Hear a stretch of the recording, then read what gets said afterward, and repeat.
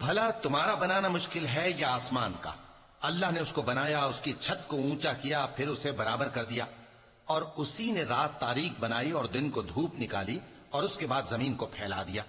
اسی نے زمین میں سے اس کا پانی نکالا اور چارہ اگایا اور اس پر پہاڑوں کا بوجھ رکھ دیا۔ یہ سب کچھ تمہارے اور تمہارے مویشیوں کے فائدے کے لیے کیا۔ پھر جب وہ بہت بڑی آفت آئے گی، اس دن انسان جو محنت وہ کرتا رہا یاد کرے گا، اور دوزخ دیکھنے والے کے سامنے لا کر رکھ دی جائے گی۔ اب جس نے سرکشی کی اور دنیا کی زندگی کو مقدم رکھا تو اس کا ٹھکانہ دوزخ ہی ہے۔ اور جو اپنے پروردگار کے سامنے کھڑے ہونے سے ڈرتا اور نفس کو بیجا خواہشوں سے روکتا رہا تو اس کا ٹھکانہ بہشت ہی ہے۔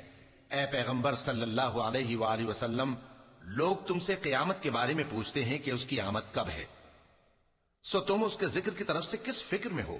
اس کا منتہا یعنی واقع ہونے کا وقت تمہارے پروردگار ہی کو معلوم ہے۔